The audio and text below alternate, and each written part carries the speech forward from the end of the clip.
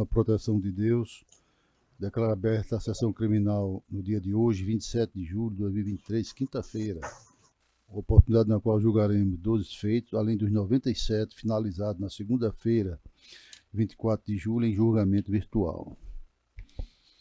Cumprimentos e barra do Glauber Rego e do Dr. Ricardo Tinoco, bem assim do boas-vindas doutora Darcy de Oliveira, segunda Procuradora de Justiça, que já tomou assento à distância e vai acompanhar a sessão do dia de hoje. De igual forma, cumprimento a assistência na pessoa do doutor advogado José Maria Rodrigues Bezerra e do estudante do curso de Direito da UERN, nono período, José Júnior de Oliveira. Estendo meu cumprimento ao senhor Alisson Falcão, assessor do gabinete do desembargador Saraiva, em nome de quem cumprimento os demais eventuais colaboradores, além dos policiais militares aqui presentes na pessoa do sargento Torres Júnior, todos lotados no gabinete de segurança institucional e responsáveis pela nossa segurança aqui neste momento. Ordem administrativa, leitura, discussão e aprovação da ata da sessão anterior. Aprovo, senhor presidente. Doutor Ricardo Tinoco. Também aprovo, senhor presidente. Eu também aprovo e o faço à unanimidade de votos. Expediente, senhora Ana Cláudia. Excelência. Ofício 015-2023, o excelentíssimo senhor desembargador Cornélio, agradecendo, em nome de sua família, o voto de pesar pelo falecimento de sua mãe. Somente. Pois não, obrigado. Indicações de proposta. Rememoro o pedido de entendimento e colaboração aos senhores e senhoras advogados, no sentido de que participem das nossas sessões por sustentação oral, presencial ou não, utilizando as suas becas, salários, é muito importante para o momento em que vivenciamos. Então, faço esse apelo, renovo, observação de vestibulares, questão da ambientação do seu ambiente, do seu local de trabalho, onde vai fazer a sustentação, ter cuidado com algumas presenças, às vezes, inaceitáveis, né? O silêncio, o pano de fundo, tudo para que nós melhor representemos este momento. Também o uso de uma linguagem adequada, principalmente naqueles casos de segredo de justiça, que nós estamos aproveitando na pauta normal, mas apelando para que se evite tão somente alguma manifestação contida nos autos que venha a prejudicar o bom andamento dos trabalhos. E lembrar ainda, suas excelências, senhores advogados e advogadas, que na hora que juntar um memorial, o faça pelo PJE, porque o memorial, em verdade, não integra os autos, apenas adverte os juízes, os julgadores, determinados pontos da sustentação da defesa. Então, faça diretamente no PJE, porque somente aí nós temos acesso. Quando ele junta esse memorial, ou mesmo o pedido de sustentação oral, fora do PJE, nós não temos acesso. E por isso, muitas vezes, sai prejudicado. Então, sempre pelo PJE, seja memorial ou pedido de sustentação oral. Para indicações de propostas, passa a palavra ao embargador Glauber Rego. Bom dia, senhor presidente. Doutora Marta Daniela aqui presente. Seja bem-vinda, doutora Marta.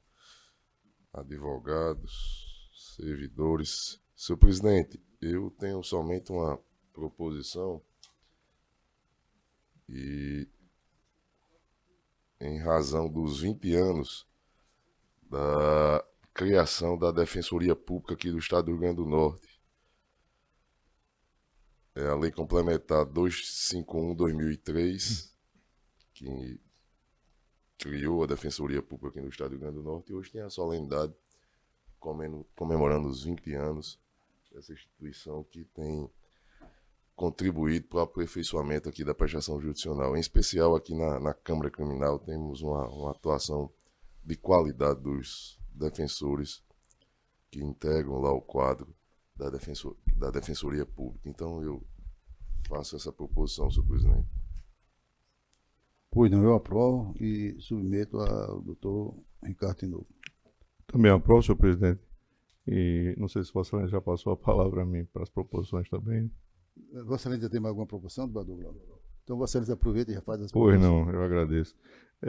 Muito raramente eu faço uso dessa oportunidade para fazer alguma proposição na sessão presencial da Câmara Criminal deste tribunal, mas eu não poderia, na data de hoje, deixar de fazer referência específica, a título de proposição, aos 45 anos de magistratura do desembargador Amaury Moura, que é decano dessa corte, que quero crer que seja na data de hoje que ele esteja a completar. Ontem eu me recordo que ele próprio lembrou ao plenário deste tribunal da data que ultima o aniversário de 45 anos de sua carreira judicante. Eu, na condição de juiz de primeiro grau, que estou aqui provisoriamente a exercer a competência em nível recursal nessa casa, me sinto bastante feliz de ter também essa oportunidade de fazer essa lembrança solene, oficialmente falando, a este órgão fracionário, fazendo a título de proposição para emitir essas congratulações ao desembargador Amaury. Quero também aproveitar e acompanhar a proposição do desembargador Glauber e não tem mais nenhuma outra, senhor presidente, nenhuma outra proposição. Bem oportuna a lembrança de Vossa Excelência, eu acompanho e submeto a proposta ao desembargador Glauber Rego. Claro, senhor presidente. Desembargador Amaury, nosso decano, e eu não me recordava, não estava registrado aqui. 45 anos é um lapso temporal bastante significativo e dedicado à magistratura, ele que é um magistrado de referência para todos nós. Então, eu me acosto à proposição formulada pelo Dr. Ricardo Tinoco, senhor presidente. Não, proposta aprovada à unanimidade. Mais alguma, Excelência? Não. Passa a palavra à doutora Darcy de Oliveira, que já se faz presente remotamente. Doutora Darcy. Bom dia a todos. Eu quero me acostar aos votos de congratulações dos 20 anos da Defensoria Pública, como também os 45 anos do desembargador Amaury na magistratura, Excelência.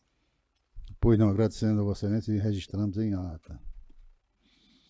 Quero registrar também a presença da doutora Marta Daniele, que vai compor a Câmara em um dos feitos, que inclusive eu darei prioridade com a tolerância dos doutores advogados presentes, para que Sua Excelência faça só um processo, em seguida nós daremos andamento normal.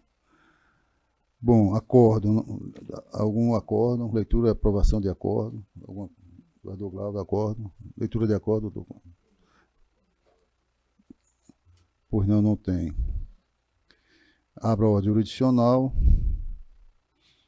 e iniciaremos julgamentos. Iniciarei pelo número 10 da pauta, da relatoria do Dr. Ricardo Tinoco. Só identificando a apelação criminal 01 22 099 49 2014 8 20 001. Bom, como consta a minha suspeição, eu passo a palavra, passo a presidência ao desembargador Glauber Rego. Pois não, senhor presidente.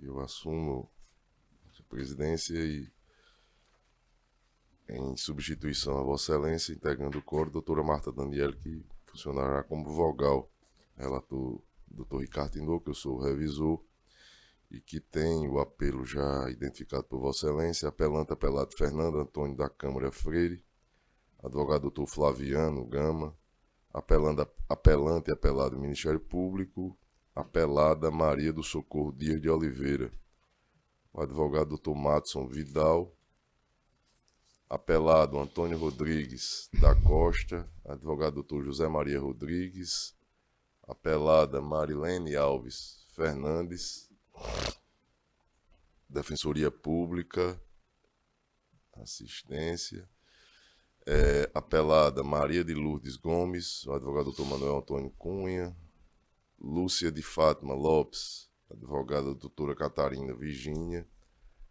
Emanuel Gomes Pereira, doutora Catarina Virgínia, Vanilson Severino Costa, doutor Emanuel Antônio da Cunha. E para sustentar, me parece aqui... Posso ser sem mesa, doutor Ricardo? Em mesa, senhor presidente. Não tem sustentação oral, então o relator tem a palavra.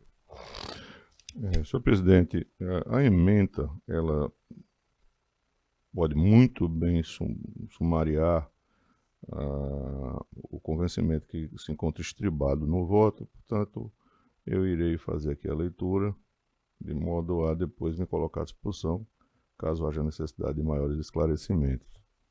Eu digo aqui na ementa penal e processo penal, apelações criminais, peculato, artigo 312, combinado com o artigo 71, que é o da continuidade delitiva, do Código Penal. Sentença condenatória. Recurso de Fernando Antônio da Câmara Freire. Pretensão absolutória. Inviabilidade. Conjunto probatório consistente quanto à materialidade e à autoria. Decreto condenatório embasado em vasta prova documental e testemunhal. Pleito de revisão da pena base. Possibilidade em parte. Argumento insubsistente para exasperar as variáveis dos motivos e consequências do crime. Redimensionamento da pena. Inviabilidade de alteração do quantum resultante do crime continuado. Fração de aumento devidamente fundamentada e baseada na quantidade de delitos cometidos.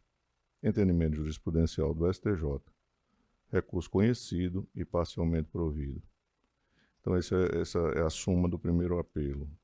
Quanto ao apelo do Ministério Público, pretendido reconhecimento da obrigação de indenizar, impossibilidade, crime ocorrido antes do advento da legislação correspondente, princípio da irretroatividade da lei in malam partem, recurso conhecido e desprovido. Posso só em complemento, senhor presidente, fazer referência à parte conclusiva do voto, em que eu digo que ante o exposto, em consonância com o parecer da 4ª Procuradoria de Justiça, em substituição legal à 2ª Procuradoria, conheço ambos os recursos para negar provimento ao interposto pelo Ministério Público e dando parcial provimento ao apelo de Fernando Antônio da Câmara Freire para considerar favoráveis as circunstâncias dos motivos e consequências do crime, reduzindo a pena para 6 anos, 11 meses e 10 dias de reclusão e 25 dias de multa no regime semiaberto, mantendo inalterados os demais termos da sentença recorrida. Como voto, senhor presidente? Pois não. Eu disponibilizei o meu voto e vou bastante sucinto aqui. Eu digo o seguinte: adoto o relatório já lançado nos autos e essa matéria, até mesmo o apelante e o crime que lhe é imputado já foi julgado mais de uma oportunidade aqui na Câmara Criminal. Então, com relação à autoria e materialidade, não tenho nenhuma divergência. E também com relação à dosimetria, isso eu estou falando do apelante Fernando Freire. Eu divido em uma pequena parte, apenas quanto ao ponto específico na segunda etapa da dosimetria da pena, para afastar a incidência da agravante prevista no artigo 62, inciso 1 do Código Penal, que tem a seguinte redação, abraços, aquele que promove ou organiza a cooperação no crime ou dirige atividades dos demais agentes, fecho aspas. Ainda que tal ponto não tenha sido requerido pelo apelante nas razões recursais, trata-se de matéria de ordem pública e o eminente relator o manteve como consta no édito condenatório, podendo ser perfeitamente analisado de ofício. O magistrado natural, ao reconhecer a referida agravante em desfavor do réu, não utilizou qualquer fundamentação para tanto, tampouco concreta, afirmando tão somente que, abro aspas, presente a agravante de organização da cooperação do crime no concurso de pessoas, artigo 621, de sorte que majoro a pena, fecho aspas. É disso que, para negativar circunstâncias judiciais e reconhecer agravantes e causas de aumento de pena, é imprescindível que o juízo a qual fundamento com base em argumentos concretos, o que não foi feito no caso em tela. Ademais, não se pode inferir que o réu organizava a cooperação no crime, apenas pelos cargos que ocupava à época, governador ou vice-governador, sendo necessária a comprovação, através de elementos probatórios constantes nos autos, de que efetivamente teve essa função na conduta criminosa. Até porque justificar a incidência da agravante puramente em virtude dos cargos ocupados configuraria bis in idem. Isso aqui porque foi utilizado na circunstância judicial da primeira etapa da dosimetria, que foi mantida pelo relator, eram 3, 2 foram excluídas e permaneceu a circunstância do crime, que foi negativada em razão de o réu ocupar os mais altos cargos do Poder Executivo Estadual naquele momento. Portanto, divirjo do eminente relator tão somente no sentido de afastar a agravante prevista no artigo 621 do Código Penal e, por consequência, mantenho todos os demais termos do voto do eminente relator, definindo a pena concreta e definitiva do apelante Fernando Freire em 11 anos e 8 meses de reclusão, além de 45 dias multa. É o meu voto. Doutora Marta Daniela, como vota Vossa Excelência? Excelência, já me foi esta semana disponibilizados 2 votos, o voto do relator e o voto divergente. E eu acompanho o relator e vou justificar o porquê disso. Eu vi que a razão da divergência foi tão somente em relação à agravante do artigo 62, inciso 1º do Código Penal. E eu considero, assim como o relator, na análise que fez, bem aprofundada dos autos e inclusive da instrução probatória, como se sabe, deve ser feito, né, nessas fases, né, da dosimetria da pena, eu vejo incluído sim essa agravante diante da instrução probatória, não só por depoimentos testemunhais, mas quebra de sigilo bancário e tudo, enfim, que me fazem compreender como incidente essa agravante sim para colocá-la na segunda fase e aumentar de 6 meses e assim resultando na pena de 6 anos, 11 meses e 10 dias de reclusão e 25 dias multa. Eu observei também, Excelência, que na divergência, na pena que Vossa Excelência apontou ao final, eu creio que deve ter havido um equívoco, porque ficou maior. Eu penso que esses 6 meses que foi retirado da segunda fase deve ter pego da pena fixada em primeiro grau, da pena base fixada em primeiro grau e incidiu para retirar esses 6 meses. Era só uma observação, acredito que vai diminuir, iria diminuir abaixo do que fixou o relator, mas de toda forma eu acompanho o relator. É o meu voto. Doutora Marta, só para aqui no quantitativo final, não retratou aquilo que deveria acontecer, deixe-me só corrigir. Já aqui. Eu fiz um pequeno cálculo aqui e claro que Vossas Excelências são mais apuradas e as respectivas assessorias são mais apuradas, mas eu acredito que ficaria a pena de Vossa Excelência, segundo a divergência, em 6 anos e 1 mês de reclusão, penso eu, mas possa ser que esteja equivocada. Deixa-me só ver aqui, porque tem a terceira etapa também, tem a questão na primeira ficou na primeira etapa ela permanece em 3 anos e 8 meses, não é isso? E 15 dias.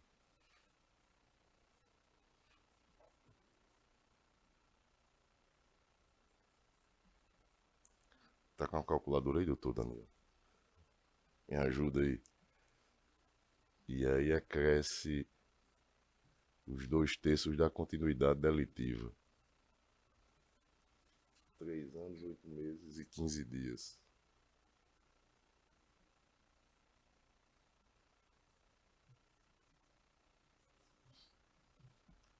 Dois terços.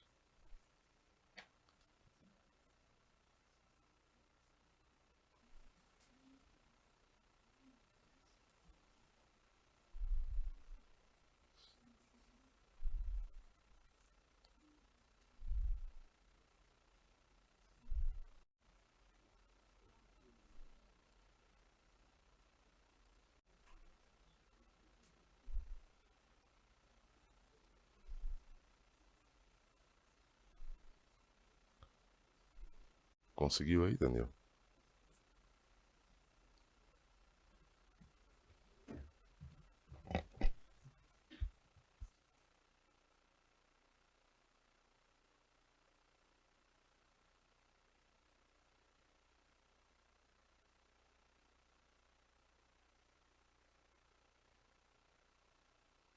Há 3 anos, 8 meses e 15 dias, acrescido de 2/3, alcança um total aqui de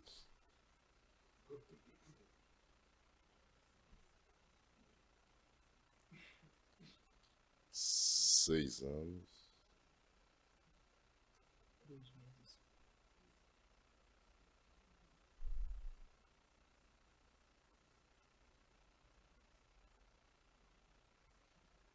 Dois meses.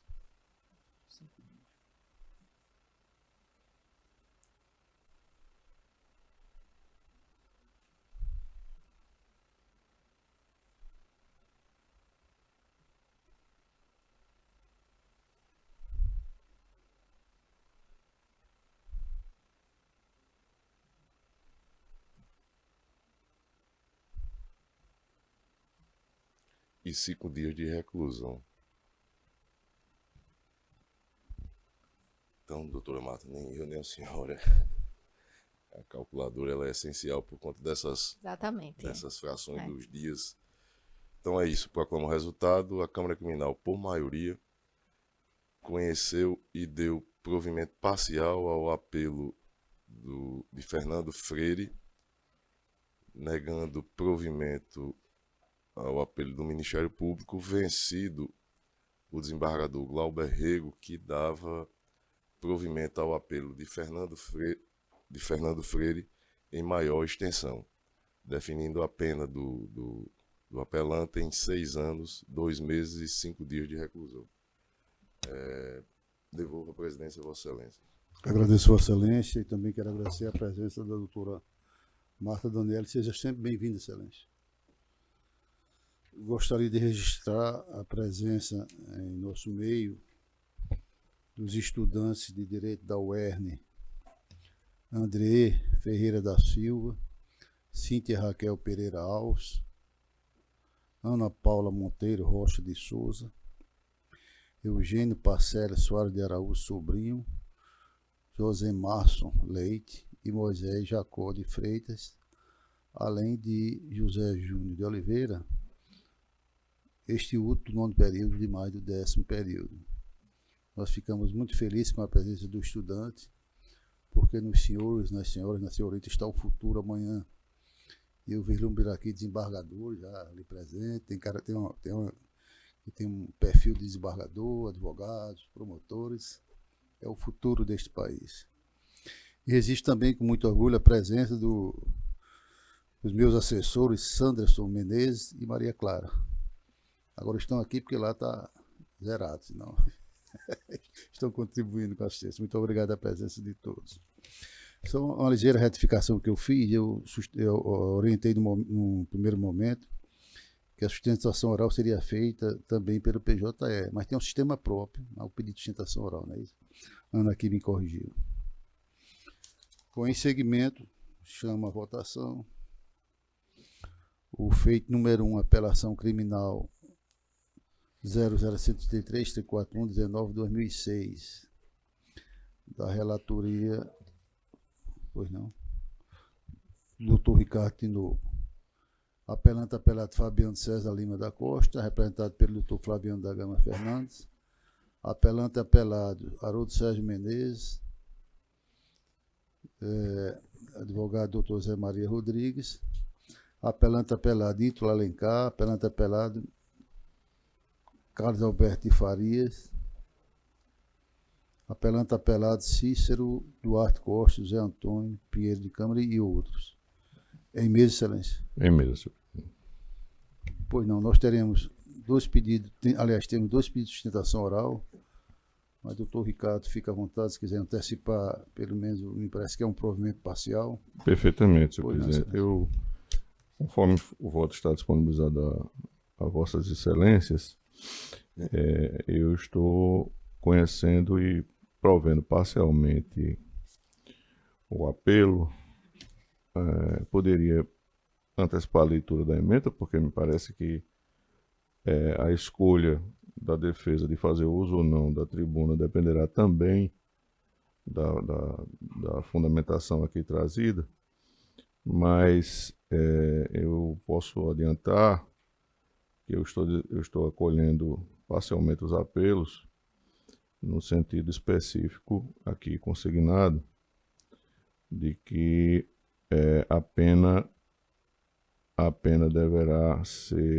sofrer a majoração decorrente da continuidade delitiva, já que foram 31 atos praticados nas mesmas condições de tempo, lugar e modus operandi, mas com referência também a uma redução advinda, conforme aqui consignado, decorrente da colaboração premiada. Então, nesse sentido, eu estou acolhendo parcialmente para fixar uma pena que, nessa perspectiva, recebe essa dupla incidência. Eu estou nesse sentido, acolhendo a prejudicial parcial de mérito suscitada pela Procuradoria de Justiça, constante na extinção da punibilidade dos réus Cícero, Duarte Costa, José Antônio Pinheiro da Câmara e Carlos Alberto de Faria, pela prescrição da pretensão punitiva em abstrato, quanto a todos os crimes a eles imputados, e a extinção da punibilidade dos réus Fabiano César Lima da Mota, Haroldo Sérgio Menezes Corrêa e Ítalo Alencar Gugel, pela prescrição da pretensão punitiva em abstrato, do crime previsto também no artigo 288. No mérito, o provimento, como já adiantado, é parcial, aplicando em favor dos réus colaboradores a causa de diminuição prevista no artigo 14 da Lei 9.807 de 99.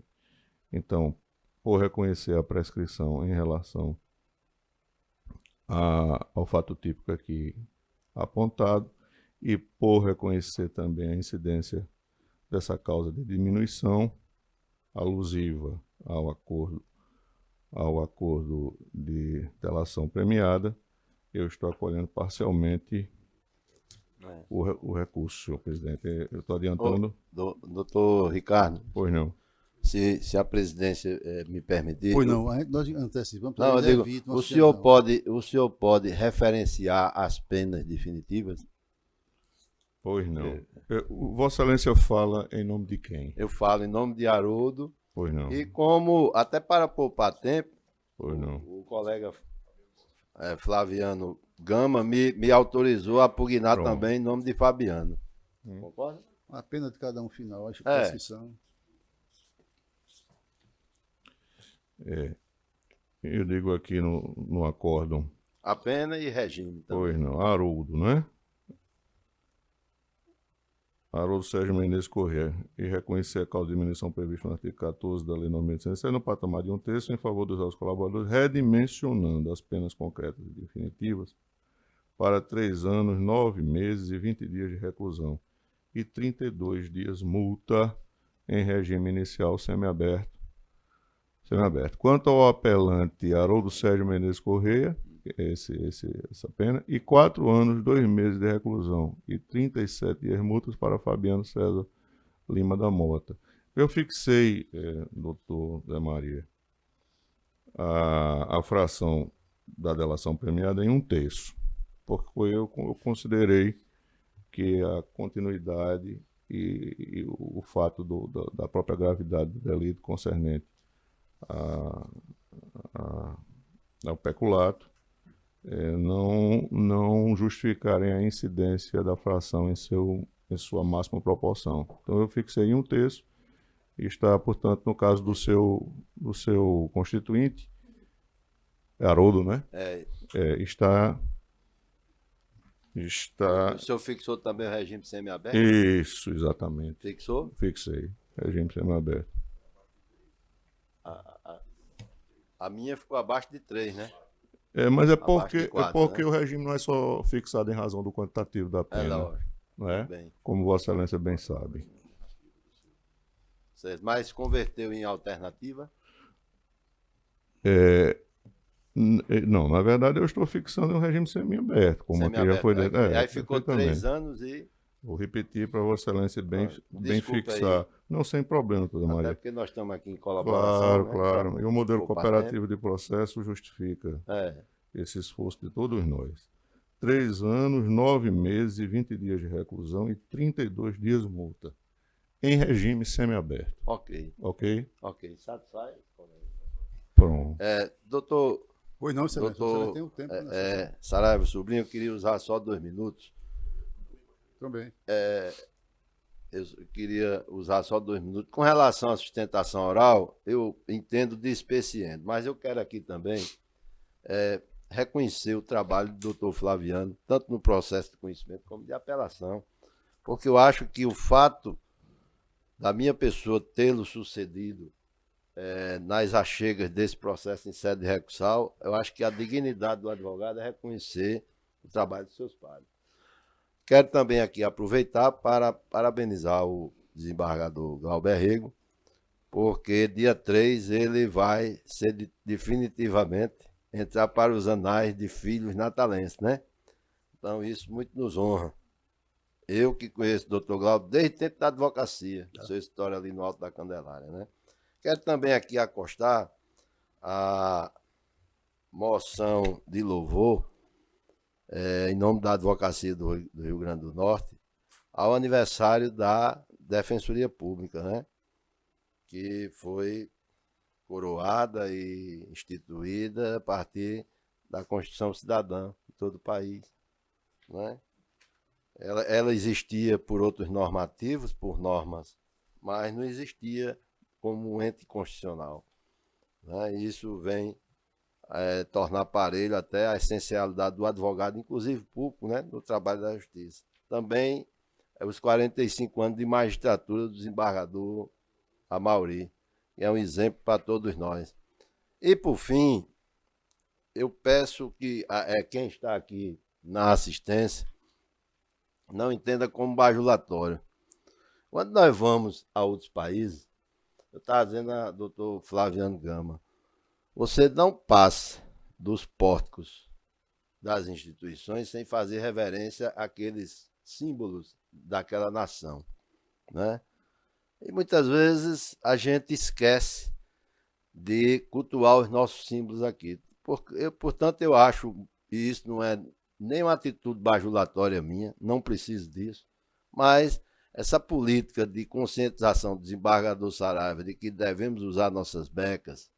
Hoje aqui, pontualmente, eu não estou usando a minha porque ainda não chegou da lavanderia, né? Não chegou por questões lá da lavanderia, estou usando a do tribunal, mas eu acho isso importantíssimo, né? Eu vou só dar um exemplo aqui. Os que vão para a Europa reverenciam as procissões. Eu vou falar das procissões, bem rapidamente, doutor Ricardo. E a gente esquece que o sertão do Rio Grande do Norte, que o Siridó tem as mais belas procissões, quiçá, do mundo, né? Domingo ontem nós tivemos uma bela procissão de Santana, 2, em Santana do Mato e em Currainol. Isso é reverenciar nossas instituições. Aí as pessoas podem dizer, mas Maria misturou tudo, desaprendeu o direito. Desaprendi não. Quando eu falo instituições, sejam laicas, como o tribunal, sejam religiosas, porque elas integram o acervo patrimonial e moral de uma nação. Se nós não tivermos essa convicção, então o senhor está de parabéns. Fiz essa pequena prédica.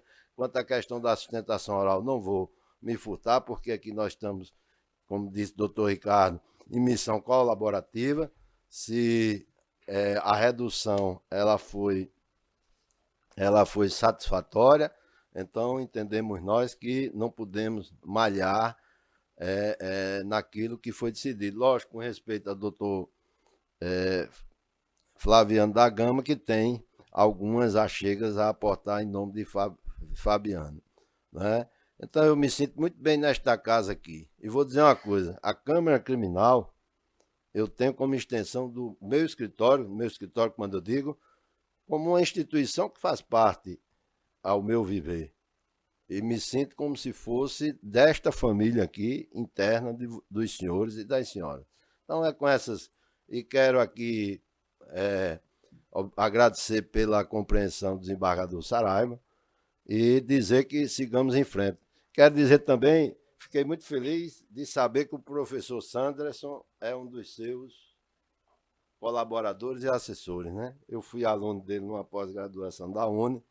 Embora ele tenha dito que aprendeu muito comigo, não sei com que argumento ele disse isso, eu aprendi muito mais com ele, entendeu? Porque eu acho que um homem que já é sexagenário, se ele quiser viver, ele tem que ir e vir. Aprender com os seus pares e aprender com os mais novos. Porque essa troca de saber nos faz à frente. E eu digo isso porque temos um mestre aqui, isso não deslustra o desembargador Saraiva nem o desembargador. Temos um mestre por excelência, que é o doutor Ricardo Tinoco de Góes, que a academia se confunde com a própria razão de viver dele, né? Além da condição de ser magistrado, né? Que é outra razão de viver dele. As duas maiores razões profissionais de viver. Me desculpe o atrevimento, mas eu sei o quanto o senhor é amante da academia desde a época dos bancos escolares. Então era isso que eu tinha para dizer. Fiquem com Deus, um grande abraço. E aqui, até para simbolizar, como se tivesse numa corrida de bastão, eu passo a palavra aqui com a permissão do presidente ao doutor Flávio. Agradecemos a Vossa Excelência com a palavra do doutor Flaviano Gama.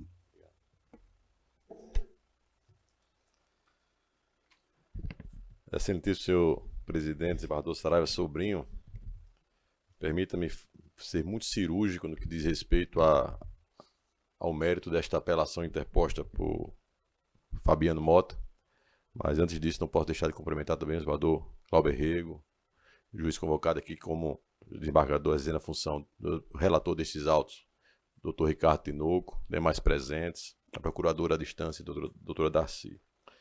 Eu só queria ser bem pontual e insistir, na verdade, para uma análise, um debate maior sobre um ponto específico só da apelação, com relação à fração de aplicação do redutor do reconhecimento da colaboração premiada. A defesa pede, inicialmente, em consórcio com o Ministério Público, a redução de 2/3, em razão da importância e da gravidade do crime desvendado e elucidado pelos colaboradores.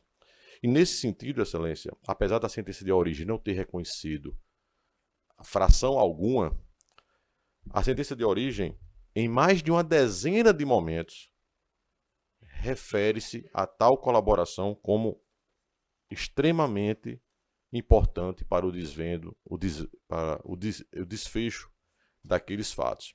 E eu gostaria só de transcorrer aqui 2 trechos dessa sentença, para vocês verem o tamanho da importância desta colaboração. Abre aspas, as páginas 1230 dos autos. Com efeito, a autoria do peculato está demonstrada pela delação judicial de 2 corréus, de tão detalhada, merecem ser parcialmente transcritas. Eis o que disse Haroldo Sérgio de Menezes Correia, responsável pela instrumentalização do esquema na Fundação José Augusto. Disse a autoridade judicial. Aí descreve o depoimento todo de Haroldo. E ainda mais, outro trecho. Abre aspas. Por sua vez, o corréu Fabiano César Lima da Mota, empresário do ramo de shows e responsável pela confecção das notas fiscais não realizadas, declarou em juízo, ou seja, fazendo referência exatamente aos depoimentos destes colaboradores. E mais, no texto da sentença, abre aspas, diz o magistrado, não há que se desacreditar das declarações acima. Pelo contrário, chegam a impressionar de tanta harmonia e detalhes, notadamente no tocante ao percentual destinado a Fabiano César e a maneira de realização dos saques com a consequência entrega do dinheiro a Ítalo Gugel, outro corréu apontado pelos delatores. E mais, o depoimento de Alexandre César Lima da Mota, irmão do réu Fabiano, corrobora aquelas declarações, circunstâncias que demonstram a veracidade da versão que foi apresentada pelos delatores. E, consequentemente, reforça a mais não poder a responsabilidade de Ítalo Gurgel pelo desvio do dinheiro público. Sobre a importância da delação do Correio, o Tribunal de Justiça de Minas já decidiu. Aí ele, o próprio juiz, coloca isso na decisão dele. Ou seja, o juiz aponta elementos da importância dos detalhes, da harmonia, do peso da delação, inclusive para condenar outro Correio, chegando a outro Correio, elementos de prova para isso, e o juiz não aplica fração alguma. Embora esta corte já tenha adiantado o reconhecimento da delação aportando um percentual, eu, além de trazer esses elementos que para a defesa simbolizam que a fração deve ser maior do que 1/3, este Tribunal de Justiça, para os senhores verem a extensão do peso desta delação premiada. O Tribunal de Justiça, em sede da apelação cível da ação de improbidade administrativa, reconheceu o peso da delação premiada e ali aplicou. Detalhe, na época que isso ocorreu, não existia nem a possibilidade jurídica de aplicar a delação penal com efeitos civis no cível. Não existia isso. Hoje nós sabemos que está harmonizado esse entendimento, mas na época não.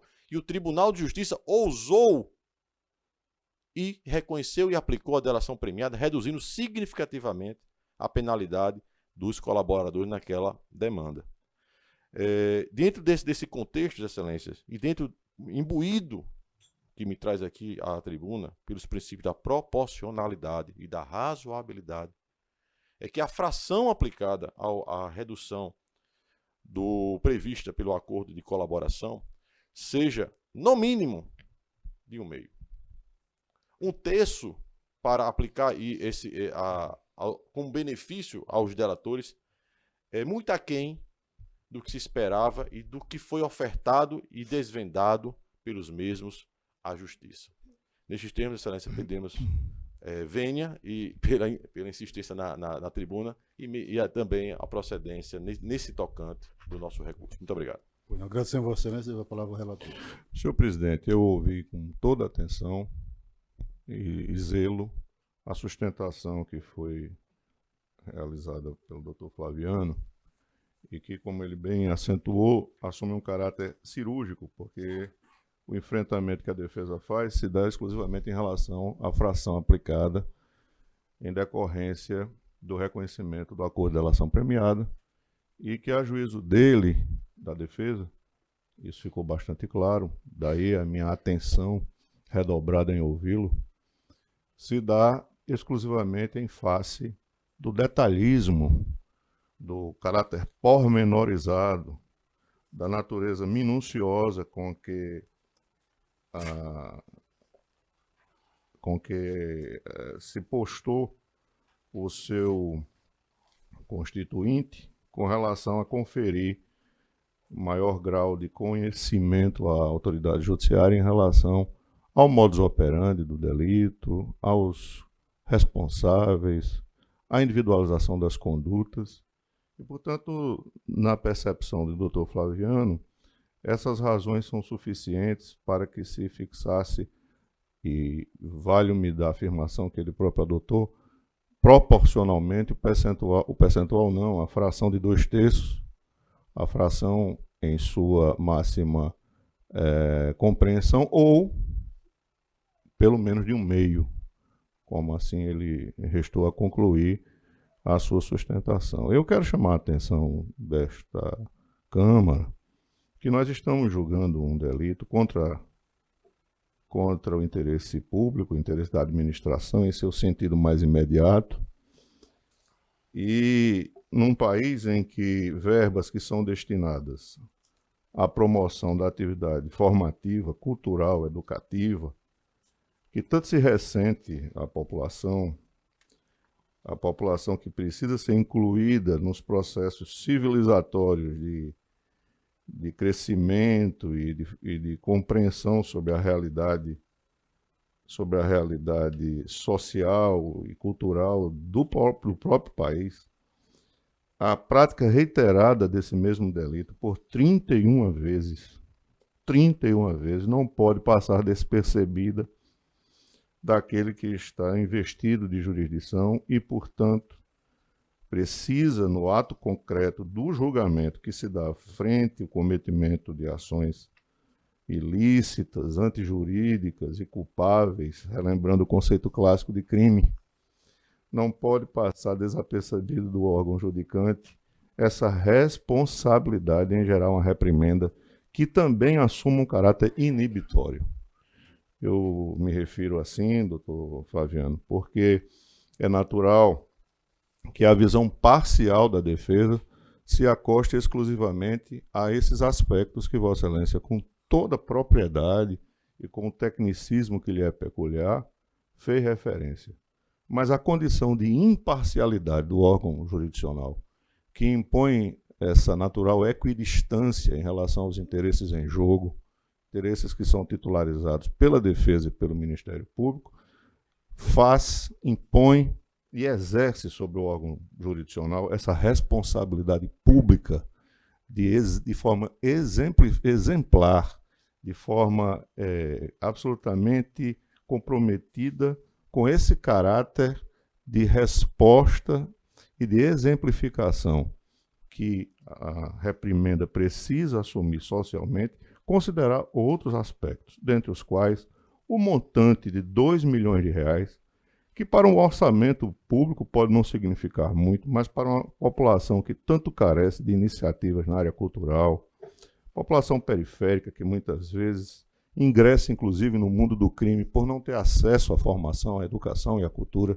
e que depois retorna a esta corte em grau de recurso para ter seus crimes contra o patrimônio sendo examinados e julgados pelo judiciário potiguar, esse valor é muito significativo. Então, ao órgão jurisdicional não pode faltar também esse olhar mais amplo, essa cognição mais horizontal, que abranja outros aspectos da punibilidade, da responsabilização penal. Então, eu estou a justificar, Vossa Excelência, porque a fixação da proporção em 1/3 se deu e se daria em qualquer outra circunstância em que o delito assumisse a gravidade que, data vênia, eu particularmente reconheço em situações que tais. Então, por esse motivo, senhor presidente, eu mantenho inalterado meu voto e submeto, evidentemente, essas outras considerações a Vossa Excelência e a desembargador Glauber, se acaso entenderem necessárias. Pois não, senhor, eu faço minhas palavras de Vossa Excelência, inclusive parabenizando o doutor Flaviano, como sempre, argumentativa bem razoável, que merece um pensamento diferente, mas neste caso, enquanto revisor, eu mantenho a posição acompanhando o eminente relator. Com voto, desembargador Glauber. Senhor presidente, eu ratifico o meu voto registrado no sistema. No entanto, eu tenho fundamentos diversos do relator para definição desse patamar, que também entendo deva permanecer na fração de 1/3, ao que me parece, o relator ele fundamenta a fixação em razão da gravidade do delito. E, com todas as vênias, eu entendo que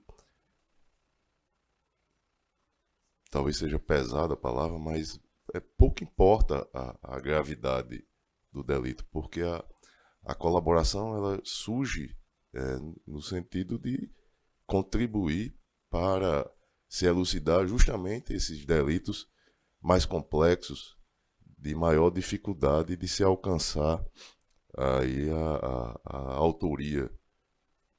E aí não faria sentido limitar essas frações ao mínimo em razão da gravidade que o crime praticado possa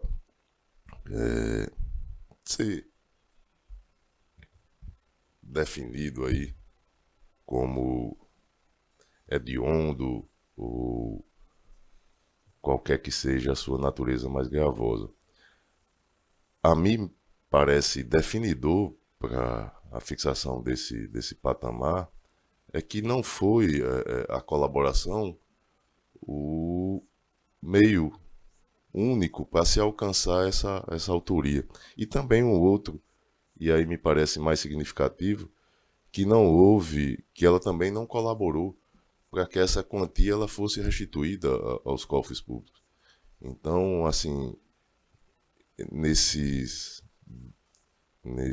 sentido, eu entendo que deva ser fixado esse patamar de 1/3, como bem definiu aí o relator. Eu acompanho, então. Mano Glauber, Pois não. você me permite só um pequeno acréscimo? Eu não deixei de considerar esses argumentos que Vossa Excelência traz em complementação. Eu compreendi que, por exemplo, a impossibilidade de, pela delação, se obter a restituição do montante, poderia justificar a não aplicação do perdão, do perdão judicial. Portanto, foi exatamente em razão desse aspecto que eu entendi que a gravidade também acresce justificativa suficiente para que a fração fosse fixada em 1/3. Eu estou apenas dizendo isso, Baldo, presidente, para reafirmar o ponto de vista que foi assumido no voto, claro, respeitando e entendendo as ponderações que o desembargador Glauber traz, mas para justificar que o não preenchimento do outro requisito, aqui tão bem salientado por ele, já serviria só por só para que se expurgasse a não aplicação do perdão. Eu particularmente entendo, e isso não traz nenhum tipo de demérito a entendimentos que sejam distantes do meu, de que o só fato dessa relatoria já ter fixado, ter considerado a fração decorrente da delação, diferentemente do que ocorreu no julgamento de primeiro grau, já denota sensibilidade com relação ao valor que a delação assume. Então, por esse motivo, eu estou justificando e reafirmando, não foi por esquecimento, por ter olvidado esses outros requisitos que normativamente se tem como merecedores de análise por ocasião do julgamento. É só com esse propósito, respeitando, evidentemente, até pelo valor e pelo compromisso técnico dos fundamentos trazidos pelo desembargador Glauber, o entendimento que o mesmo profligou aqui perante esta corte. Era só, senhor presidente. Vossa Excelência trouxe outro elemento interessante, a reiteração da litígio. Não foi uma vez, foi não. Então, Não, doutor... só para ficar claro, senhor presidente, como eu disse, eu concordo com o relator, discordando desse fundamento da questão da gravidade, até porque não consta nem no voto escrito do doutor Ricardo. E por essa razão eu não fiz também uma nova fundamentação. Bueno. Porque senão seria o inibidor da colaboração premiada. Já em razão da gravidade, já se definir que não poderia se alcançar aquela fração de 2/3.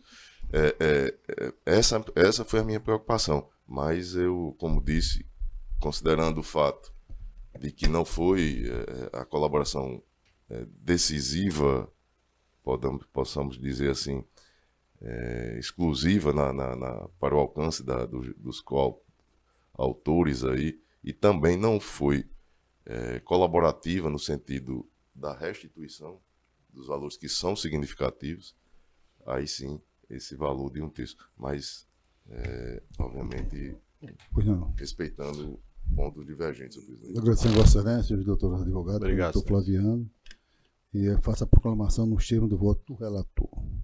Chama a votação o seguinte, o número 6 da pauta, apelação criminal 080-18-48-51-2021, da relatoria do desembargador Glauber Rego.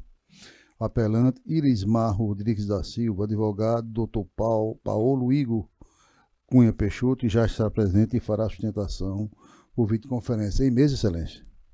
O número 6 na ordem cronológica está em mesa, senhor presidente. Em mesa. Número 6. Doutor Paulo está nos ouvindo? Estou sim, desembargador. Vossa Excelência dispõe a partir de agora de 15 minutos. Obrigado, Excelência. Obrigado, desembargador Glauber, desembargador Saraiva Sobrinho, Primeiramente, quero dar o bom dia.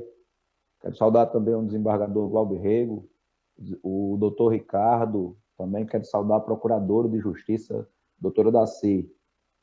Também saúdo meus colegas que aqui acompanham nesse ambiente virtual, como também acompanham no ambiente físico, aí no Tribunal de Justiça do Rio Grande do Norte, em nome do advogado também, que aqui eu faço questão de saudar, doutor José Maria, um brilhante advogado que eu tive a honra de conhecê-lo no Tribunal do Júri, lá do Ceará, lá em Fortaleza, no qual realizamos o júri mais longo da história do Tribunal de Justiça do Estado do Ceará. Bem, excelências, o que traz essa defesa nesta apelação é o seguinte ponto. Foi reconhecido o tráfico de drogas para a pessoa de Irismar e no entendimento da defesa não é o caso. Por quê? Primeiro ponto, a quantidade de droga encontrada na residência do Irismar foi ínfima.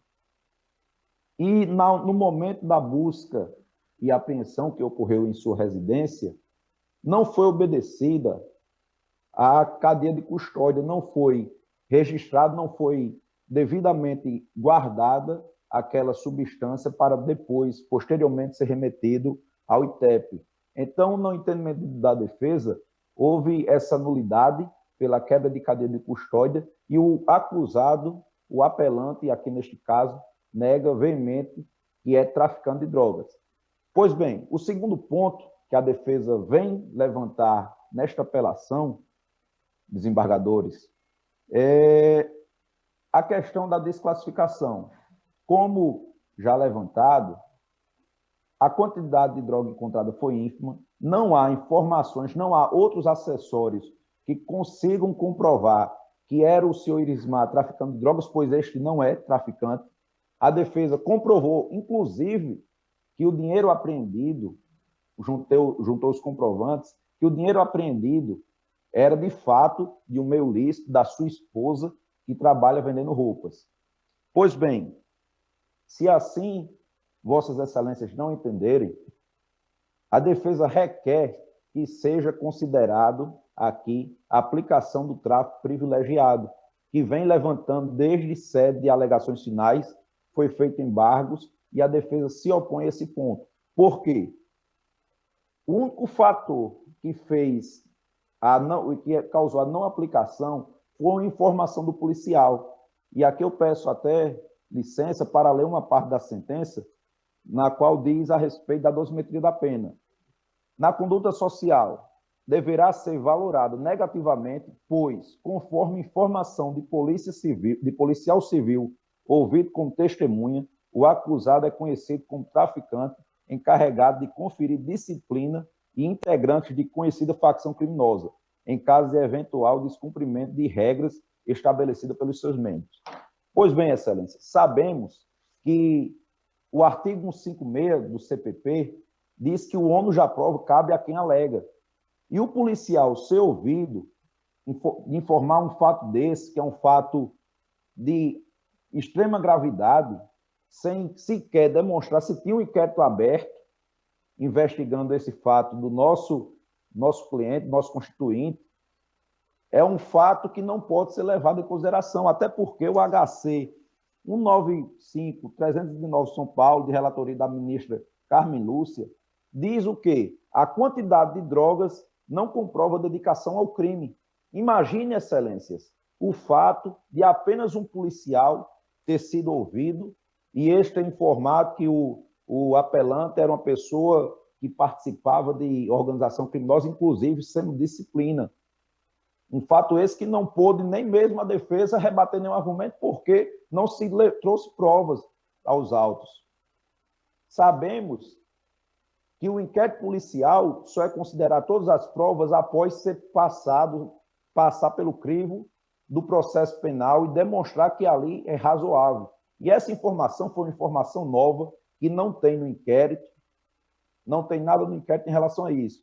Portanto, a defesa também vem requerer, caso não seja conhecido a questão da desclassificação, que seja aplicada o tráfico privilegiado, porque o réu é primário de bons antecedentes e não há nenhuma comprovação que o mesmo faz parte de associação criminosa ou organização criminosa. Considerando a desclassificação, a defesa requer também que seja retificada o embargo, a sentença que julgou o embargo, e ser valorada favoravelmente a conduta social, uma vez que não há provas nos autos do processo que o réu, o apelante, é participante de associação criminosa ou organização criminosa.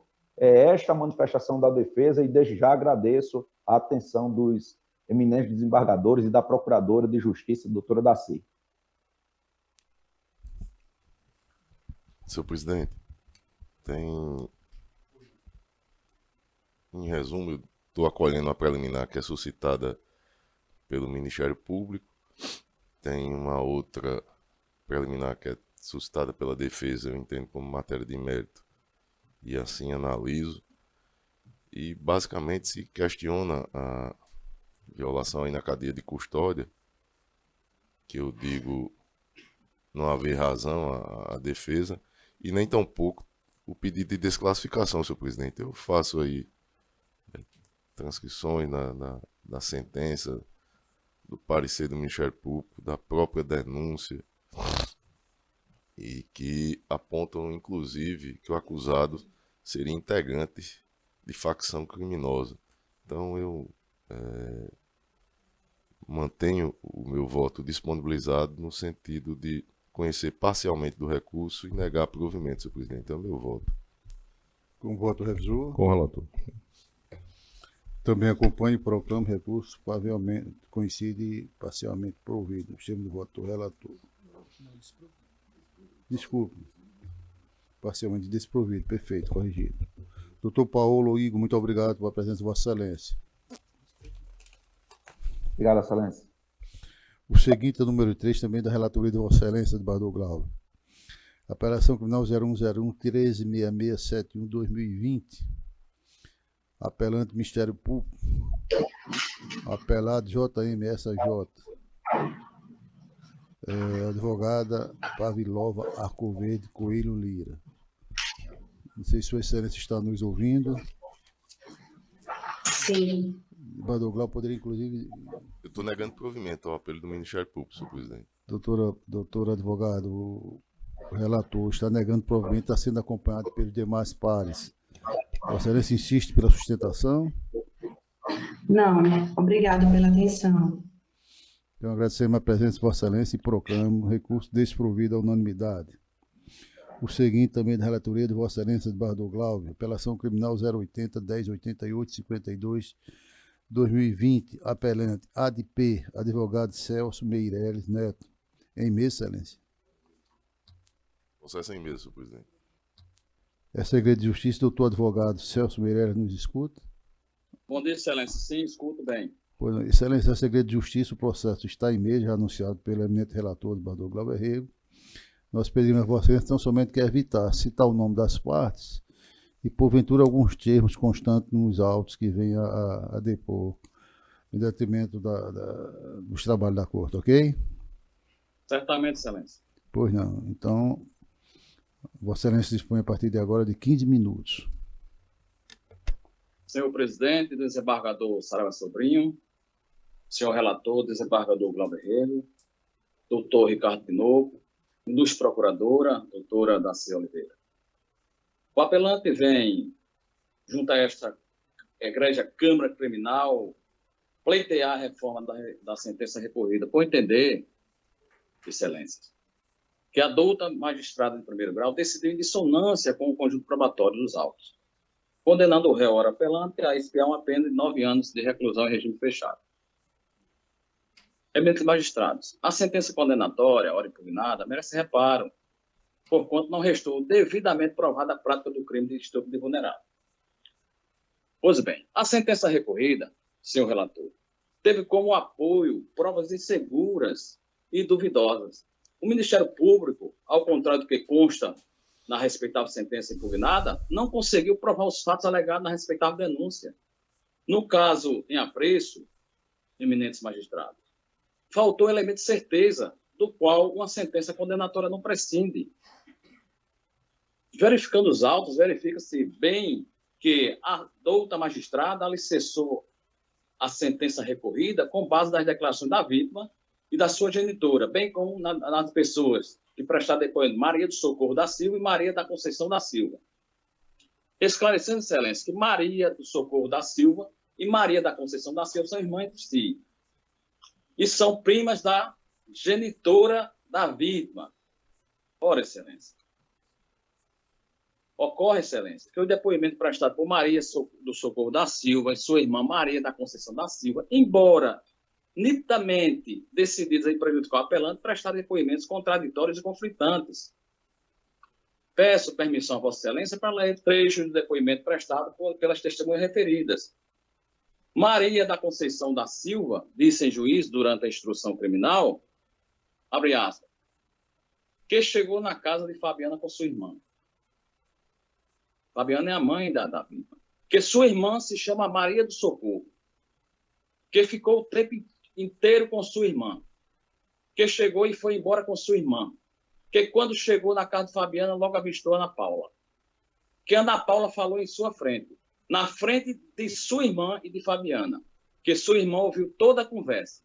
Que Ana Paula contou que estava passeando com o cachorro e o réu tentou pegar em suas partes. Por sua vez, excelências, contrariando o que disse Maria da Conceição da Silva, Maria do Socorro da Silva, que é irmã de Maria da Conceição da Silva, disse o seguinte, que quando avistou Ana Paula, a menina não estava nervosa. E mais importante, excelências, que a menina não falou com ninguém. A vítima, por sua vez, declarou, em depoimento especial, provavelmente instruída por alguém ou por motivo desconhecido pelo apelante, que contou sobre o fato apenas para sua mãe, o que também revela a fragilidade da prova, excelente, tendo em vista que o depoimento da infante não se harmoniza com os depoimentos prestados pelas testemunhas arroladas pelo Ministério Público.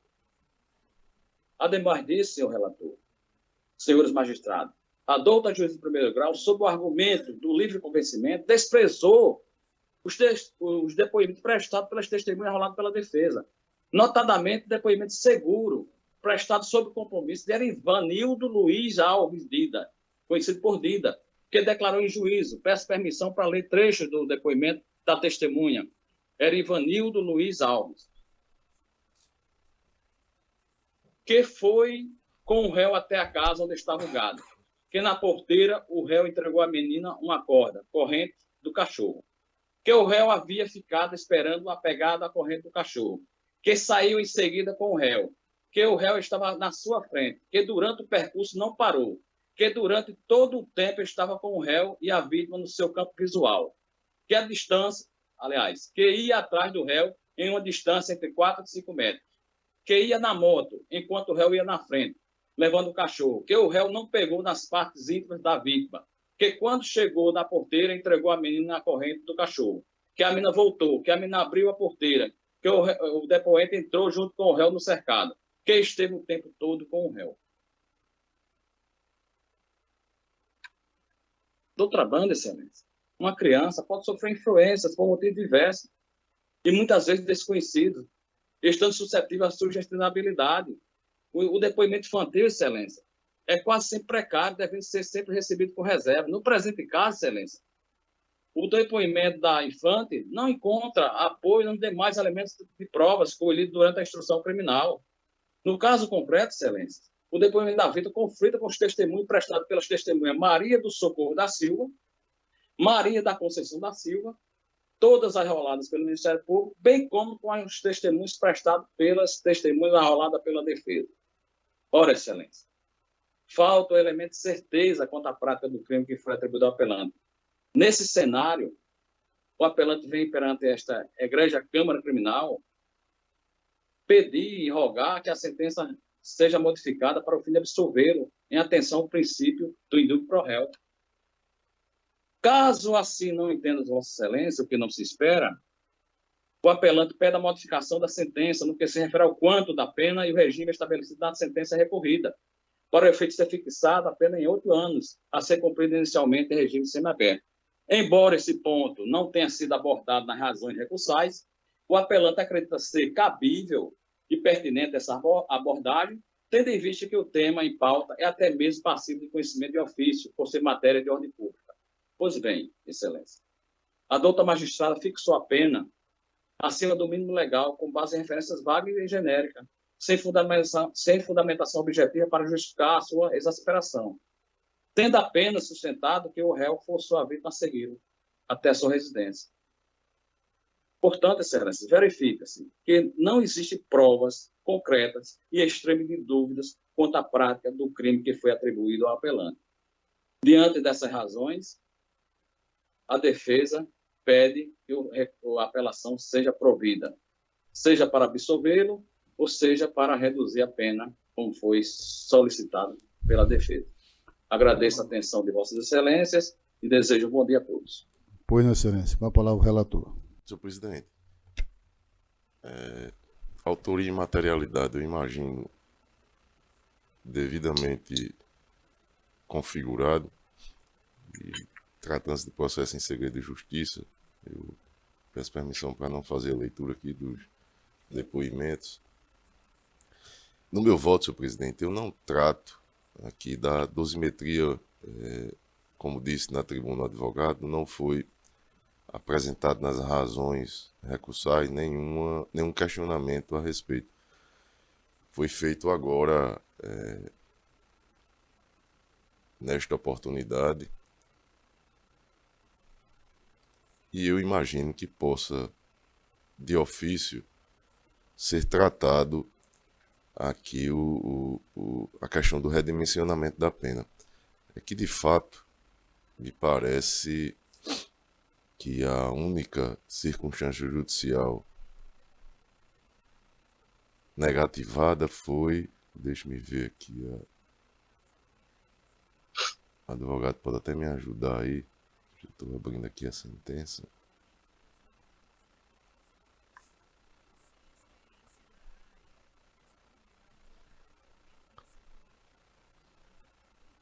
Circunstâncias do crime. Desfavorável ao réu, posto que o mesmo, utilizando-se de animal de estimação da criança, coagiu aquela a seguir até sua residência. Me parece que não extrapola o tipo penal referido à circunstância judicial e trata-se de matéria de ordem pública trazido aqui nesta oportunidade na tribuna. Eu acolho a tese defensiva e redimensiono a pena para o mínimo legal de 8 anos e o regime a ser iniciado no regime semiaberto. Eu faço essa correção no meu voto, senhor presidente, e submeto aí aos pares. O voto revisor. Senhor presidente, eu vou pedir vênia ao relator para me manter fiel ao entendimento que, inclusive, eu tinha inicialmente construído, aderindo à posição anteriormente assumida pelo mesmo. Eu compreendo que essa circunstância, que agora é desconsiderada, ela permanece presente na consecução do tipo penal. A utilização salvo engano, de um animal de estimação, me parece que deve ser sim considerada para exatamente compreender, no âmbito da aplicação das circunstâncias judiciais, a presença desse elemento, desse vetor que agrava, que reconhece o caráter delitivo e de maior peso em desfavor da figura do apelante. Então eu vou me manter fiel ao entendimento anteriormente já lançado, mantendo, portanto, pelo meu voto, incólume a sentença vergastada. Eu também acompanho Vossa Excelência, eu tinha lançado o voto nesse sentido. E Eduardo Glauber, vencido na menor parte, permanece como relator. Certo, senhor presidente. Estou só fazendo a correção aqui e já fica o voto disponibilizado nos moldes aqui para oferir nesta oportunidade. Mantida a sentença, a pena de 9 anos, é isso, né? Não, o meu voto eu estou dando provimento parcial. já fazendo a modificação, reduzindo para 8 anos e definindo o regime Pois semiaberto. não. Então, recurso desprovido, vencido o relator, né?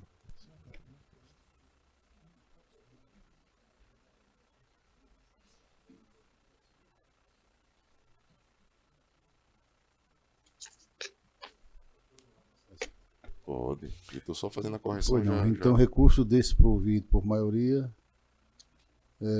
vencido o relator, que concedia provimento parcial. Do provimento parcial.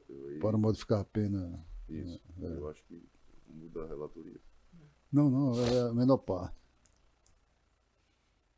Ok? Vamos chamar o número 7 da pauta, também da relatoria do desembargador Glauber Rego. É uma grave execução 080 49 7330 2023. Agravante Ari Silva Alves. Defesa doutora Ana Beatriz Gomes Fernandes, da Defensora Pública. Está em mesa, excelência? Sim, senhor presidente, está em mesa. Doutora defensora está nos ouvindo? Bom dia, estou sim, desembargador Saraiva. Pois não, doutor. O feito está em mesa, foi anunciado pelo relator. E Vossa Excelência dispõe de até 10 minutos a partir de agora. Obrigada, Excelência. Primeiramente, eu queria desejar bom dia a todos.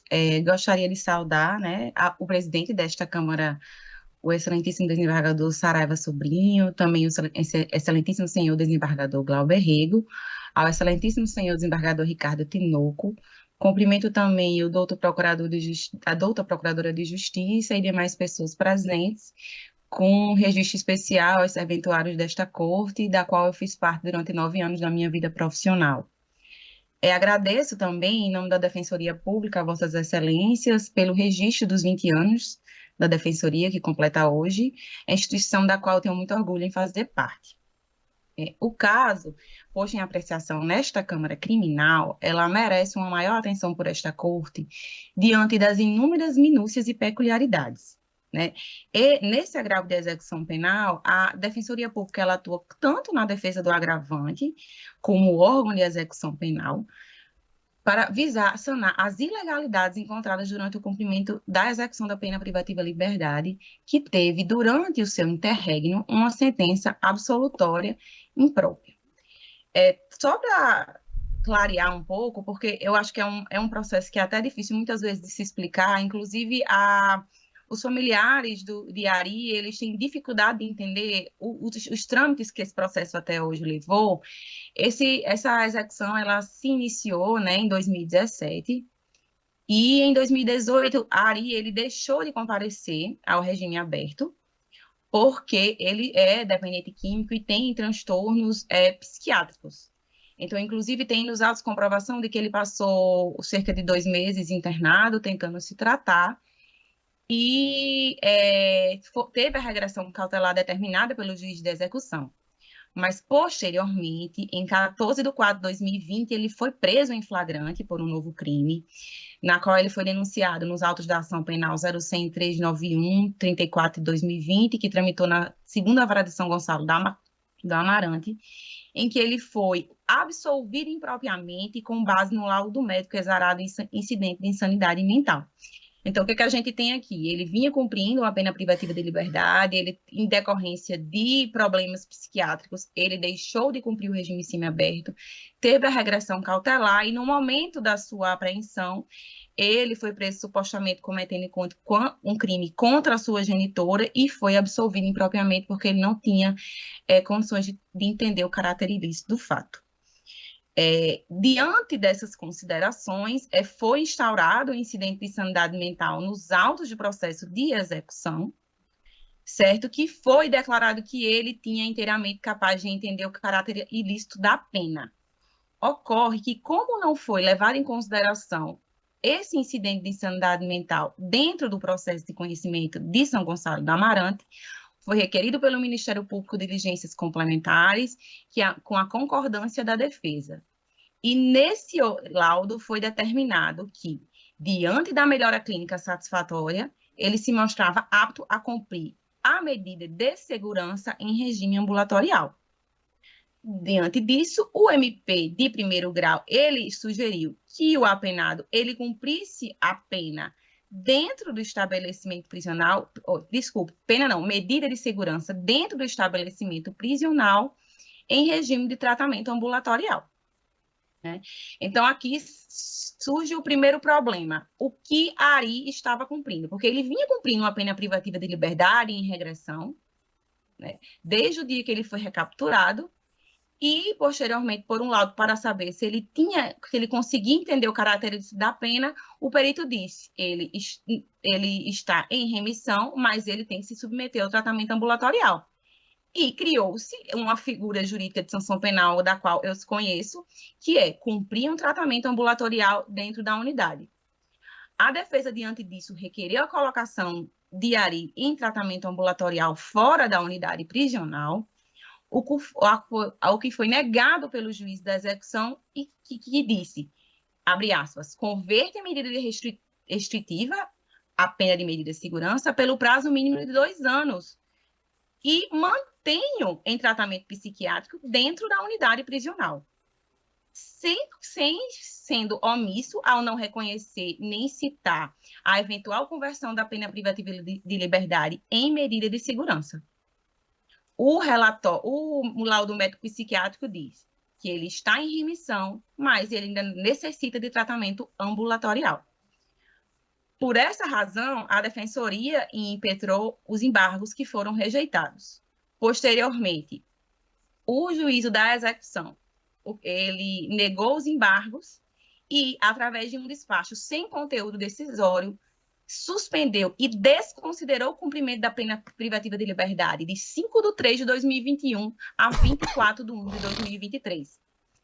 A questão, Vossas Excelências, é que a pena não foi convertida em medida de segurança, o juiz deixou claro que ele estava cumprindo tratamento ambulatorial dentro da unidade prisional, que é completamente ilegal, isso é plenamente pacífico nos tribunais superiores, da ilegalidade desse cumprimento. E se ele tivesse que cumprir ainda uma medida ambulatorial detentiva, restritiva, seria dentro da unidade psiquiátrica e não dentro do estabelecimento prisional, que todos nós sabemos que não tem a mínima condição de suprir esse suporte. E ele, estando lá dentro de Alcaçuz, ele sofre todas as restrições de qualquer apenado. Estamos tratando uma pessoa que sofre transtorno psiquiátrico como um apenado comum.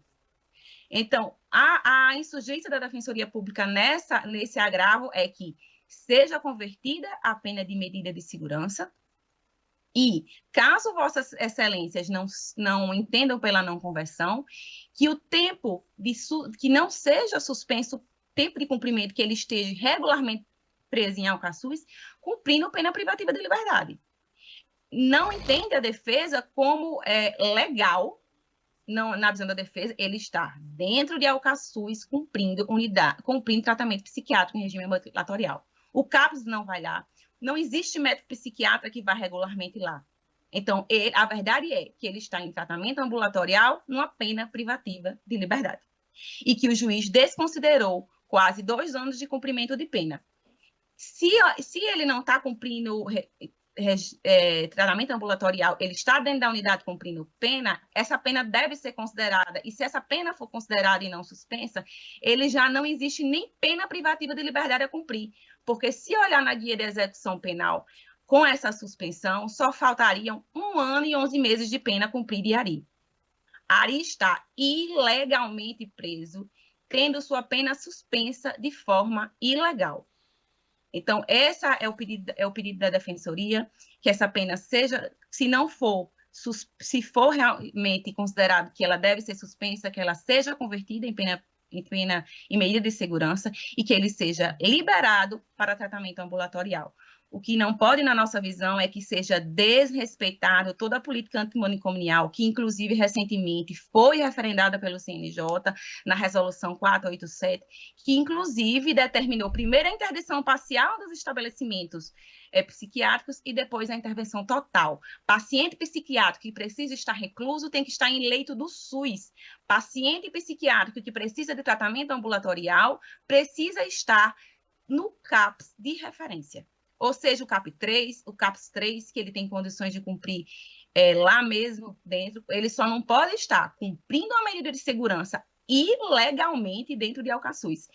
Esse é um dos casos assim que mais me deixa perplexa no âmbito da execução penal atualmente, porque desrespeita não só a lei, mas a jurisprudência dos tribunais superiores e a reforma antimanicomial e os precedentes do STJ e do STF a respeito do tema. Então, é nesse sentido, eu agradeço a Vossas Excelências pelo espaço e pela oportunidade. Queria deixar registrado que tenho uma admiração por Vossas Excelências, por todo o desempenho no âmbito do sistema de justiça e, mais uma vez, eu desejo bom dia. Agradecemos, Vossa Excelência, e vou a palavra ao relator. Senhor presidente, registrar a satisfação de ouvir a doutora Beatriz, que foi servidora aqui no Tribunal de Justiça, lotada no gabinete do desembargador Vivaldo Pinheiro, e que hoje integra os quadros aí da Defensoria. Então, parabéns, doutora Beatriz, pelos 20 anos da Defensoria Pública aqui no estado do Rio Grande do Norte.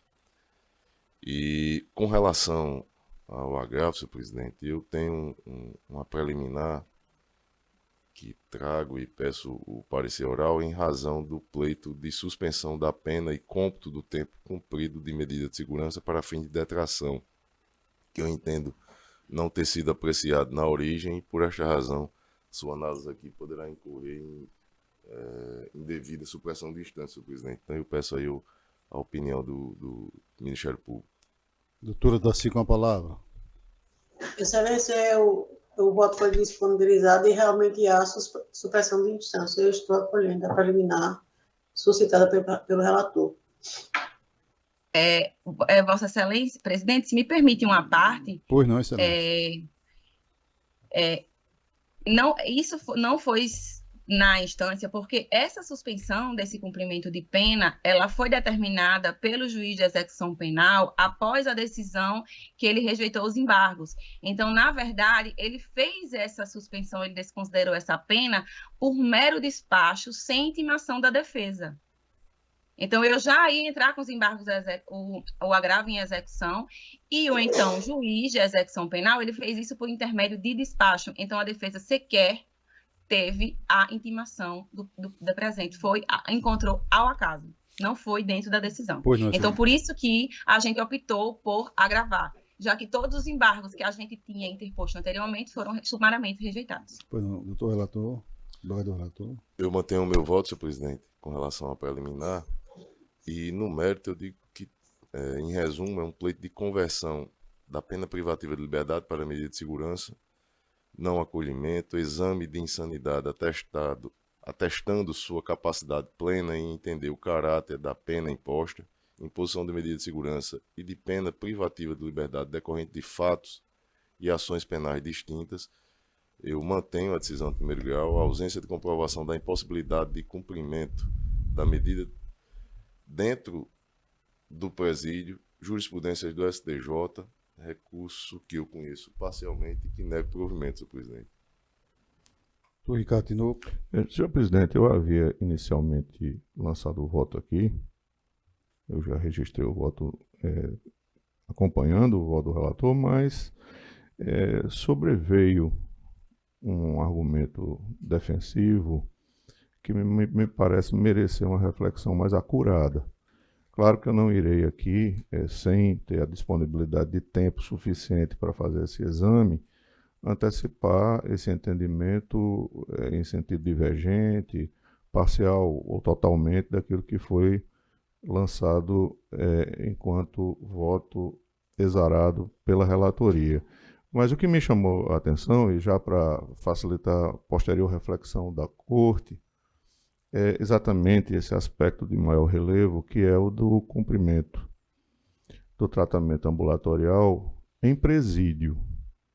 Eu creio que, embora seja bastante razoável que se analise, no caso concreto, se isso traz prejuízo ou não à eficiência, ao resultado exitoso do tratamento, há também aspectos normativos que nós não podemos desconsiderar, como, por exemplo, a própria resolução do CNJ, já mencionada aqui da tribuna pela defensora pública, e até mesmo a interpretação que ressai da hermenêutica constitucional no que tange à própria dignidade do apenado, no que diz respeito ao direito subjetivo de ter o seu tratamento realizado a contento. Então, por cautela e considerando a relevância, né, dos fundamentos trazidos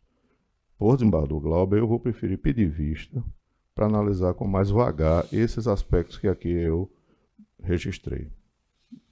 Pois não, Senhor presidente, só para contribuir, e fico aberto aqui, inclusive, a eventual modificação, mas só para deixar claro que a decisão que trago, ela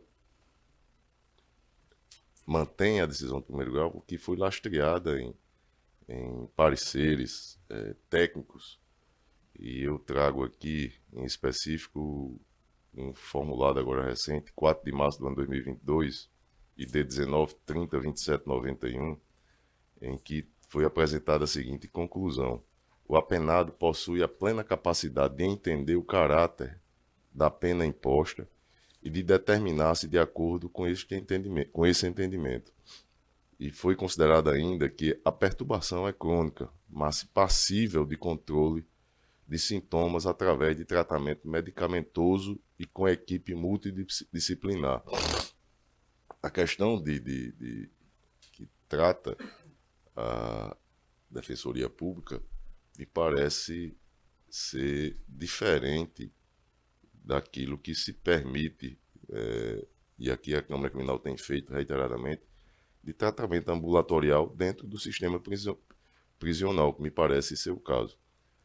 E eu trago aqui no meu voto também o entendimento, à época ainda do ministro Nef Cordeiro, que deixou saudade, que no seu julgado ele diz o seguinte: violação do sistema vicariante, inocorrência, imposição de medida de segurança e de penas privativas de liberdade decorrente de fatos e ações penais distintas.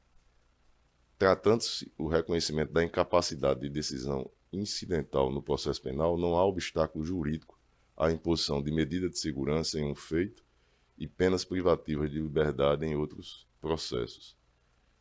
E com relação à medida de segurança de internação, não sendo este o caso dos presentes autos, uma vez que aqui se trata de tratamento ambulatorial e não de internação, o ministro Rogério Schietti, no HC 575762, origem do Estado de São Paulo, julgado em 26 de maio do ano 2020 e publicado em 8 de junho daquele ano, disse o seguinte: Sua Excelência,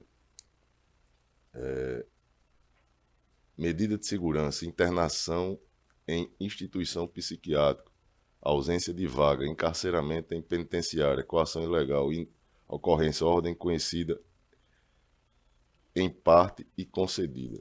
Consoante firme orientação desta Corte Superior, há constrangimento ilegal na segregação de semi-inimputável, submetido à medida de segurança de internação em estabelecimento prisional comum, enquanto aguarda o surgimento de vaga. Não é esse o caso dos autos.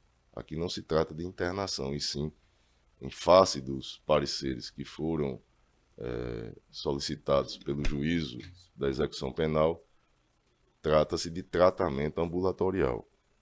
E, por fim, o que disse a parecer da Dr. Anísio Marinho, em substituição à 5ª Procuradoria de Justiça, e diz o seguinte: a vetação jurisprudencial ao recolhimento em presídio comum se dá para os casos de cumprimento de medida de segurança consistente em internação em hospital de custódia para tratamento psiquiátrico, e não no caso presente, onde sequer o apenado demonstrou estar acometido de doença grave ou debilidade extrema para o não cumprimento da medida no estabelecimento prisional. Então, somente esses esclarecimentos, uma vez que havia... Presidente, se eu puder fazer mais um esclavecimento, porque é bem difícil esse caso. Na verdade, Excelência, pois não, Excelência, o relator está com a palavra, por favor. Então, senhor presidente, obrigado. Só para esclarecer, uma vez que eu tinha formulado o meu voto de forma resumida, senhor presidente. Somente. Pois não, excelência. Eu mantenho o meu voto, inicialmente acompanho Vossa Excelência, mas nada me poderá fazer evitar de modificar ou não, dependendo do voto visto do eminente Dr. Ricardo Tinoco. Então, após o voto do relator pelo desprovimento, acompanhado pelo desembargador Saraiva, pediu vista dos autos o Dr. Ricardo Tinoco. Doutora Procuradora, Defensora Pública, muito obrigado pela presença de Vossa Excelência. Obrigada a todos, tenham um bom dia.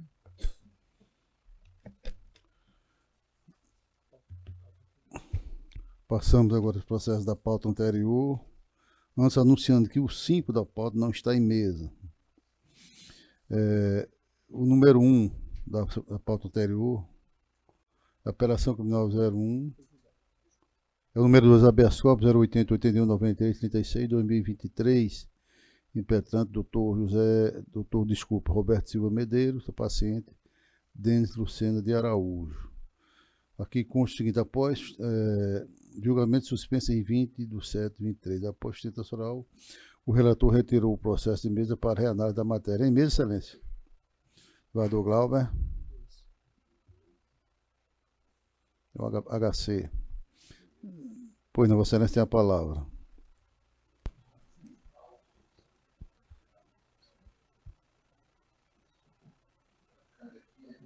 Sim, senhor presidente. Eu estou aqui em dissonância com o parecer da 14ª Procuradoria de Justiça, conhecendo e concedendo a ordem para reconhecer a extinção da punibilidade. É só modificar aqui. Pois não, doutor Ricardo Tinoco. Eu acompanho. Tá como aquela caixinha da prescrição, senhor presidente, que era só mudar aqui. Eu também estou acompanhando Vossa Excelência e proclamo de ordem concedida à unanimidade. Só um minuto. Em dissonância com o parecer ministerial. Ana Cláudia, por favor, aqui. Ô, Daniel. Daniel.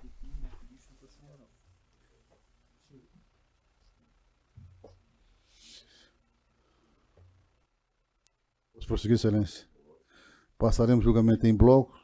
Os feitos da minha relatoria, não está nenhum pedido de parecer oral. Vossa Excelência mantém a discussão acompanhando. Doutor Ricardo Tinoco. Também, senhor presidente. Então, proclamados a unanimidade no termo do voto do relator. Os feitos da relatoria do desembargador Glauber Rego. Tem pedido de parecer oral.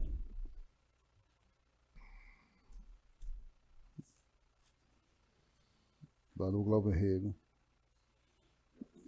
É o 7 e o 8. O 8º, doutora Garcia. As preliminares, Excelência, sim, perfeito. suscitadas pelos relatores, eu não tenho nenhum destaque, estou concordando que são os procedimentos e da prescrição também verificada. Todo ele submetido a Vossa Excelência, inclusive do doutor Ricardo Tinoco, não é isso? Isso. Pois não. Eu recebi 3 São esses 3, perfeito. Sustentação oral, e eu estou dizendo que nos 3 eu não tenho nenhum destaque. Perfeito. Eu estou dando parecer em bloco, né? Pois não. Desembargador Glauber mantém os votos. Doutor Ricardo Tinoco. Também, senhor presidente. Eu também mantenho acompanhando Sua Excelência. Da relatoria do doutor Ricardo Tinoco, não tem nenhum parecer oral. Ela já se manifestou, perdão. Já lançou, Eu estou acompanhando os votos de Sua Excelência, doutor desembargador Glauber Rego, mesmo sentido. Mesmo sentido, senhor presidente. Então, todos julgados, graças a Deus. O senhor gostaria de lembrar os doutores advogados que os pedidos de sustentação oral devem ser através do sistema próprio do tribunal, não é através do PJE, como eu tinha anunciado no primeiro momento. Quero renovar o agradecimento pela presença dos estudantes aqui já nominados. Sejam sempre bem-vindos. É importante o aprendizado aqui, pelo menos enquanto experiência que eu tive quando estudante, é muito mais importante. Eu costumo dizer que a presença por si só do estudante, ele adquire o conhecimento por osmose. Quem estudou biologia sabe disso. Basta a presença, ele assimila, tá certo? E lembrando que é importante que se participe. Agora estejam preparados, que os professores vão fazer uma verificação com os senhores, né, como se fosse uma prova, para saber o que vocês assistiram, quais foram os processos. Por isso que podem, inclusive, solicitar a nossa secretaria, quais foram julgados e o entendimento que os senhores firmaram. E aqui é uma verdadeira escola. Temos a sapiência do desembargador Glauber Rego, a sapiência do doutor Ricardo Tinoco. Eu fico mais evitando um entrevero jurídico, mas participo também. Muito importante, eu agradeço. Eu fico feliz quando vejo o estudante aqui presente. Ok? Não havendo mais nada a tratar, eu só gostaria de lembrar que a próxima sessão ocorrerá no dia 3 de agosto, na quinta-feira, no horário regimental. A Deus toda a honra e toda a glória. Muito obrigado.